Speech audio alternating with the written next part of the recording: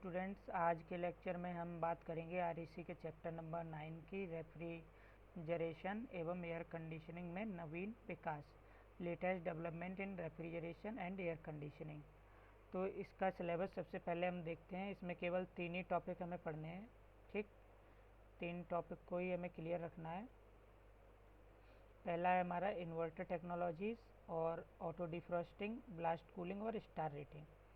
तो यहीं पे इसको समझ लीजिए, ये बहुत ही सिंपल चैप्टर है। इन्वर्टर टेक्नोलॉजीज़ क्या होता है कि जैसे जो हमारा कंप्रेसर होता है, जो सिंपल एसी होता है, सिंपल एसी में क्या होता है कि जैसे मान लीजिए किसी रूम का टेम्परेचर, जैसे ग्राफ के द्वारा मैं समझाता हूँ। यहाँ पे मान लीजिए ये कोई हमारा एक सेट पॉइंट है। ठीक, ये यहाँ पे हम सेट कर दिया कोई टेम्परेचर, एक सेट पॉइंट। ठीक, यहाँ पे, और मान लिया हमारा जब कंप्रेसर जब चलता है तो ये इस तरीके से टेम्परेचर मेंटेन करने की कोशिश करता है। जैसे मान लीजिए कोई भी टेम्परेचर हमने यहाँ पे 25 डिग्री सेट कर दिया है यहाँ पे। ठीक, यहाँ पे 25 डिग्री सेट कर दिया तो ये इसे मेंटेन करेगा।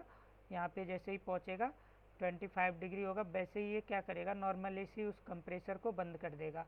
कंप्रेसर बंद कर देगा, फिर ये बंद करने के बाद फिर थोड़ी देर बाद हमारा कंप्रेसर इस तरीके से, थोड़ी देर बाद, कुछ टाइम बाद फिर ये अपने आप फिर चालू हो जाएगा कंप्रेसर।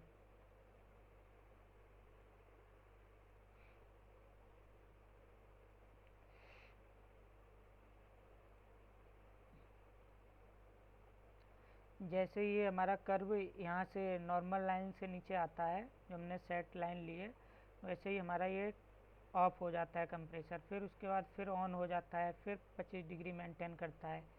इस तरीके से जो हमारा कंप्रेसर होता है वो बिहेव करता है। तो इस चीज़ को, ये जो कंप्रेसर हमारा बीच बीच में ये जो बंद हो जा रहा है, ठीक है, इसको ख़त्म करने के लिए, ये जो टेम्परेचर जो हमारा बंद हो जा रहा है कंप्रेसर, तो इसको ख़त्म करने के लिए हमने क्या किया कि इन्वर्टर टेक्नोलॉजीज़ का विकास हुआ।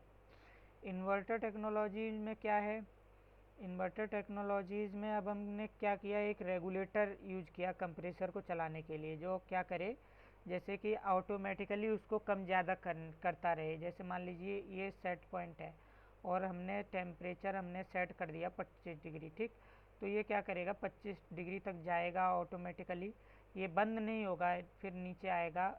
ये इस तरीके से इसको रेगुलेट कराता रहेगा, कम ज़्यादा कराता रहेगा टेम्परेचर को। मतलब कि ये पूरे रूम का टेम्परेचर एग्जैक्ट मैन रखेगा, मतलब कि एग्जैक्ट रखेगा 25 डिग्री सेंटीग्रेड। तो इन्वर्टर टेक्नोलॉजीज़ इसीलिए हमारे लिए बहुत ज़्यादा उपयोगी है।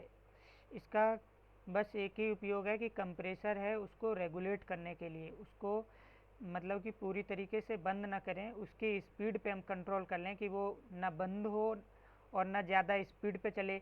नॉर्मल एसी में क्या था, जैसे कंप्रेसर मैंने एक बार चालू कर दिया तो वो तेज़ी से चल गया और चलता रहा, फिर यहाँ पे जाकर के बंद हो गया, यहाँ पे पहुँच गया, फिर नीचे की तरफ ग्राफ डाउन आया, फिर ये नीचे आकर के बंद हो गया।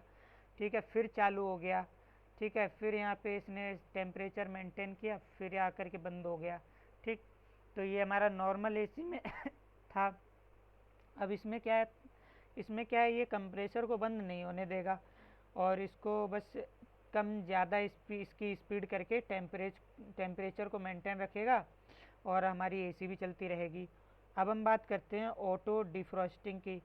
तो ये डिफ्रॉस्टिंग केवल हमारी, ये जैसे कंप्रेसर के लिए होता है इन्वर्टर टेक्नोलॉजीज़, कंप्रेसर के लिए, कंप्रेसर को कम ज़्यादा चलाने के लिए। और जो हमारी ऑटो डिफ्रॉस्टिंग है, ये मेनली हम इवोपरेटर पे फोकस करते हैं। जैसे मान लीजिए हमारा सिंगल डोर फ्रिज है या फिर डबल डबल डोर है। डबल डोर का मतलब है जैसे फ्रीजर में हम मान लीजिए नीचे खाना वगैरह रख देते हैं ठंडा होने के लिए और ऊपर फ्रीज करने के लिए बर्फ़ वगैरह जमा लेते हैं।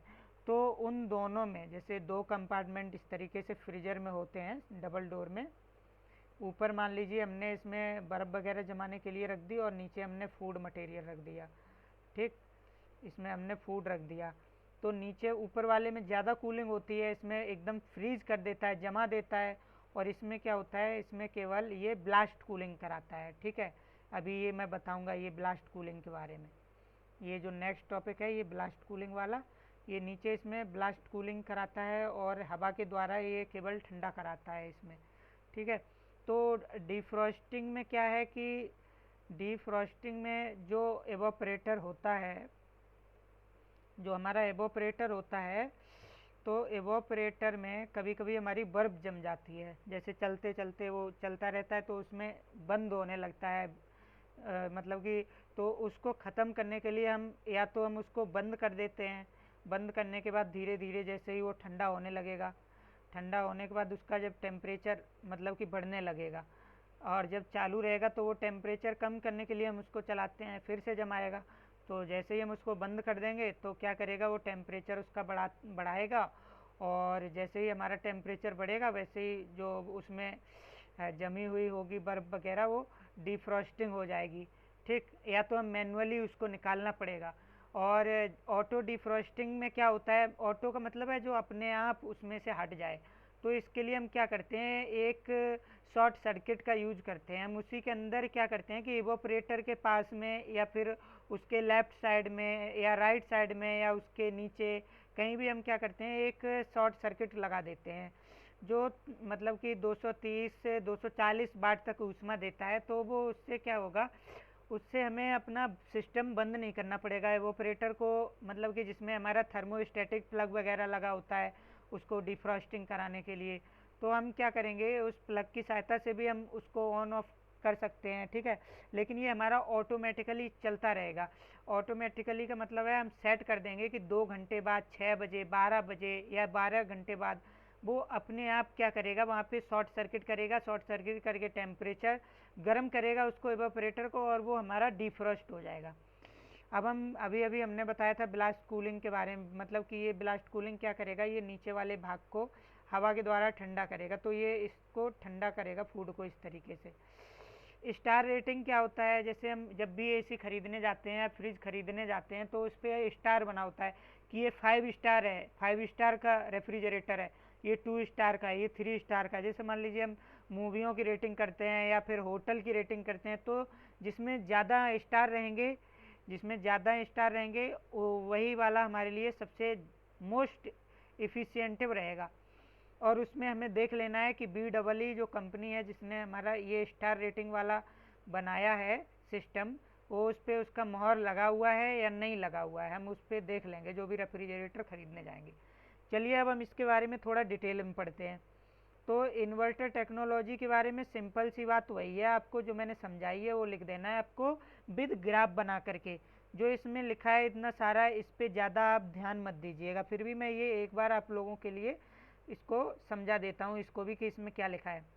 बेसिक एयर कंडीशनिंग मतलब normal. Basic air conditioning inverter motor की गति और इस प्रकार कंप्रेसर को नियंत्रित, मैंने क्या बताया था, ये कंप्रेसर को नियंत्रित करने के लिए एक चर आवृत्ति ड्राइव का उपयोग करते हैं, मतलब कि वही शॉर्ट सर्किट ड्राइव का उपयोग करते हैं। यह कम से कम 30 डिग्री कम खपत करता है, ठीक है। और यह बाहरी तापमान जैसा रेगुलेटर, यार क्या बोल दिया मैंने, मतलब कि जो यहाँ पे ड्राइव लगाएंगे वो हम रेगुलेटर लगाएंगे इसको, ठीक है। इसके बाहरी तापमान जैसा विभिन्न कारकों के आधार पर जिस उद्देश्य के लिए एसी का उपयोग किया जाता है, इसलिए यह कम मात्रा में बिजली का उपयोग करता है। इससे क्या होता है कि जब हमारा कंप्रेसर लगातार कंट्रोल में रहता है, रेगुलेट करता रहता है, जैसे कम ज़्यादा जब जितना ज़रूरत पड़ेगा हमें रूम ठंडा करने का, उसी हिसाब से हमारा कंप्रेसर चल जाएगा, ठीक है। और जब हमारा रूम जैसे ही उसका टेम्परेचर ज़्यादा होने लगेगा वैसे ही हमारा चल जाएगा, कम होने लगेगा वैसे ही हमारा कंप्रेसर बंद हो जाएगा। तो इसलिए हम इसको रेगुलेटर का उपयोग करके हम उसका भी हम बिजली की भी बचत करेंगे। इन्वर्टर एक ऐसा उपकरण है जो उपकरणों पर बिजली की आपूर्ति की चर आवृत्ति की आपूर्ति करता है। इस फंक्शन के आने से मोटर क्रांति की गति को नियंत्रण किया जा सकता है, ठीक है। और यह ऊर्जा खपत को कम करता है, ठीक। सिंपल सी बात है। अब हम आते हैं फिगर तो जो मैंने बताया है आप वही बनाइएगा, ठीक। जो मैंने आपको फिगर बताया है ये वाला नॉर्मल एसी वाला, मैं दोबारा से यहाँ पे बना देता हूँ सिंपली से। मान लीजिए ये जो रेड लाइन है यहाँ पे इस तरीके से फिगर बनाइएगा, इसे आप सेट पॉइंट लिख दीजिएगा, ये सेट ये सेट पॉइंट है, ठीक, सेट पॉइंट P4 पॉइंट, ठीक। यहाँ से मान लीजिए हमारा नॉर्मल एसी, ये जो रेड लाइन है मैं नॉर्मल एसी के लिए बना रहा हूँ, ठीक है, ये रेड लाइन नॉर्मल एसी के लिए काम करेगी, ठीक। अब हम बात करते हैं हमारे जो इन्वर्टर एसी होगी, इन्वर्टर के लिए मैं ग्रीन ले लेता हूँ यहाँ से, ठीक। तो अब जो ग्रीन वाली लाइन होगी, जो ग्रीन वाली लाइन होगी वो हमारी यहाँ से मान लीजिए जब हमारा चालू होगा एक बार, तो वो इस तरीके से यहाँ से इस तरीके से चलेगी, ठीक है। ये वाला आप इस पे रेड वाले पे लिख दीजिएगा नॉर्मल एसी, ठीक है, नॉर्मल एसी, ठीक। और इस पे लिख दीजिएगा इन्वर्टर एसी, इन्वर्टर एसी, ठीक। ये वाला आप फिगर बनाइएगा तो सबसे ज़्यादा बेटर रहेगा, ये वाला फिगर। तो ये था हमारा इन्वर्टर टेक्नोलॉजीज, आपको समझ में आ गया होगा। अब नेक्स्ट टॉपिक शुरू करते हैं हम। नेक्स्ट टॉपिक हमारा क्या है, ऑटो डीफ्रॉस्ट, मतलब कि वही डीफ्रॉस्टिंग वाली बात जो मैंने अभी आपको बताई थी कि डीफ्रॉस्टिंग क्या होता है कि जब भी कोई बर्फ़ जो होती है हमारी अगर इवोपरेटर के करीब जम जाती है तो हम उसको क्या करते हैं, डीफ्रॉस्ट करते हैं। अब चलिए हम इसको थोड़ा पढ़ भी लेते हैं। ऑटो डिफ्रॉस्ट स्वचालित डिफ्रॉस्ट या सेल्फ डिफ्रॉस्टिंग एक ऐसी तकनीक है जो नियमित रूप से एक रेफ्रिजरेटर या फ्रीजर में बाष्पीकरण, एवोपरेटर जो एवोपरेशन नहीं होता है उसी को हम बाष्पीकरण बोलते हैं, बाष्पीकरण करने वाले को डीफ्रॉस्ट करती है। मतलब कि जो एवोपरेटर होता है अगर उसमें कुछ भी जमता है तो इसको ये डीफ्रॉस्ट करके बाहर कर देता है। इस तकनीकी के उपयोग करने वाले उपकरणों को अक्सर फ्रॉस्ट फ्री या फ्रॉस्टलेस या नीफ्रॉस्ट कहा जाता है। इन उपकरणों को ये कहा जाता है, इसको आप लिख लीजिएगा अपनी भाषा में।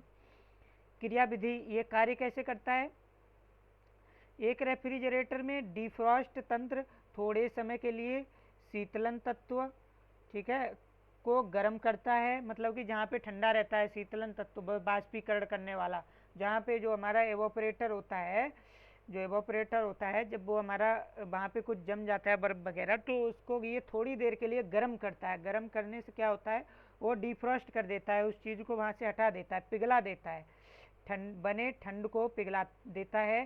परिणाम स्वरूप पानी इकाई के पीछे एक नलिका के माध्यम से निकलता है। डिफ्रॉस्टिंग को इलेक्ट्रिक या इलेक्ट्रॉनिक टाइमर द्वारा नियंत्रित किया जाता है। हम इसको टाइमर फिट कर देते हैं कि हमें कब कब इसमें डिफ्रॉस्टिंग करानी है। मान लीजिए ये प्रत्येक 6 बजे, 8 बजे, 12 बजे या 6 घंटे बाद, 8 घंटे बाद, 12 घंटे बाद या 24 घंटे के कंप्रेसर ऑपरेशन के लिए यह 15 मिनट से आधे घंटे तक डिफ्रॉस्ट हीटर पर बदला जाता है। डिफ्रॉस्ट हीटर जिसमें 350 वाट या 600 वाट का एक विशिष्ट शक्ति रेटिंग होती है। मतलब कि इसमें 350 वाट ये उसकी रेफ्रिजरेशन का इतने का होता है, इतने वाट का जो हमारा होता है हीटर होता है, इतने वाट का। यह ऊपर और नीचे फ्रीजर मॉडल के वाष्पित्र को ठीक नीचे, या तो ये हमारा फ्रीजर के मॉडल के वाष्पित्र के ठीक नीचे लगा होगा, कभी कभी साइड बाई साइड में लगा देते हैं जैसा मैंने अभी शुरू में बताया था इंट्रोडक्शन में, या फिर बाष्पीकरण के बीच में भी लगा देते हैं हम इसको, ठीक है। यह संभव लिंक के माध्यम से शॉर्ट सर्किट करके, मतलब कि हमने बोला था ना कि हम शॉर्ट सर्किट कराते हैं, शॉर्ट सर्किट से संरक्षित किया जा सकता है। पुराने रेफ्रिजरेटर में टाइमर लगातार केवल चलता है जबकि कंप्रेसर चलता है, इसलिए जितना अधिक रेफ्रिजरेटर दरवाज़ा बंद होगा उतना ही कम हीटर चालू होगा, अधिक ऊर्जा की बचत होगी, ठीक। तो आप इतना ही लिख दीजिएगा, आपको ये चीज़ समझ में आएगी होगी कि ऑटो डिफ्रॉस्टिंग होती क्या है। बात समझ में आ गई। मैंने ये बताया था कि फ्रीजर लाइन 2 में सामग्री को गर्म किए बिना वैकल्पिक रूप से कुछ सिस्टम 3 तरफा बल्ब द्वारा, मैंने जो बताया था जैसे कि जो हमारा रेफ्रिजरेटर होता है, मान लीजिए जो फ्रीजर होता है उसमें अगर 2 खाने हैं तो नीचे वाले में, ऊपर वाले में फ्रीज कर देता है और नीचे वाले में नहीं करता है, ठीक है। नीचे वाले में ब्लास्ट कूलिंग थ्रू एयर ठंडा करता है, बात समझ में आई? इसके कुछ लाभ हैं, ये कुछ लाभ हैं, इनको आप पढ़ लीजिएगा। फूड पैकेजिंग में आसान है इसके लिए, और ठंडे बिल्डअप को मैनुअल रूप से डिफ्रॉस्ट करने की आवश्यकता नहीं पड़ती है, ऑटोमेटिक हो जाता है। तापमान प्रबंधन के लिए, ठीक है, भोजन के साथ नहीं चिपकेंगे जमे हुए, ठीक, मतलब कि भोजन के साथ बर्फ़ नहीं चिपकने लगेगी। इसकी हानियाँ 2-3 पढ़ लीजिएगा, ठीक है, सिंपल है। नेक्स्ट टॉपिक पे चलते हैं।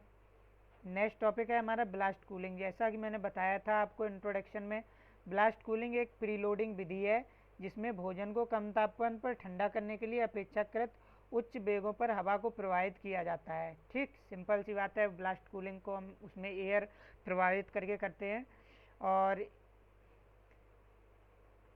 ठीक, ये सिंपल सी डेफिनेशन याद रखिएगा। उसके बाद स्टार रेटिंग के बारे में हमने आप लोगों को बता ही दिया है कि 1986 में रेफ्रिजरेटर एवं फ्रिज के लिए यह आवश्यक हो गया कि वह ऊर्जा स्तर को डिस्प्ले करें। ठीक है, ऊर्जा रेटिंग यह प्रदर्शित करता है कि कितनी ऊर्जा प्रति वर्ष की खपत होगी। स्टार रेटिंग यह प्रदर्शित करता है कि सामान्य साइज एवं प्रकार के रेफ्रिजरेटर फ्रिज के लिए कौन सा ज़्यादा दक्ष है। स्टार रेटिंग तुलनात्मक अध्ययन के लिए उपयुक्त है। भारत में स्टार रेटेड फ्रिज को खरीदना इसलिए आवश्यक हो गया है क्योंकि यह प्रदर्शित करता है कि कौन सी कम ऊर्जा तथा उच्च प्रतिशत क्षमता प्रदान करेगी। जैसे मान लीजिए ये हमारा 2 रेटिंग का है और ये हमारा 4 रेटिंग का है, तो सिंपल सी बात है, इसके हमें जैसे कि पहले ही हम 4 रेटिंग वाले को हम सबसे अच्छा रेटिंग दिए, तो इसका मतलब है इसकी जो एफिशिएंसी होगी बहुत अच्छी होगी। यहाँ पे लिखा भी हुआ है एफिशिएंसी इसकी क्या है और इसकी एफिशिएंसी क्या है। इसकी शायद 480 लिखा है, इसका कुछ और लिखा हुआ है, दिखाई नहीं दे रहा है। ठीक है, और इसका ये कौन सी कंपनी के किसके द्वारा बना हुआ है ये देख लेना है। ये मोहर लगी हुई है BEE की नहीं। ठीक है, BEE 2006 में भारत सरकार ने इसे बनाया था। ठीक, तो ये सारी चीज़ें हमें देख लेनी है। तो आपका ये कोर्स कंप्लीट होता है रेफ्रिजरेशन एंड एयर कंडीशनिंग का। उम्मीद करता हूँ कि आपको सारी चीज़ें समझ में आ गई होगी, और आपको कुछ भी अगर समझ में नहीं आता है तो आप हमें कमेंट करके बताएं। और ये चैप्टर आप अपने नोट्स में जल्दी से जल्दी बना लें, और मैं कोशिश करूँगा कि हम इसको रिवीजन करें एक चैप्टर से लेकर के लास्ट चैप्टर तक। और इसी के माध्यम से आप हमारे चैनल को भी सब्सक्राइब कर लें अगर आप नए हैं, इस वीडियो को देख रहे हैं, अगर आपको पसंद आया है। Thank you very much.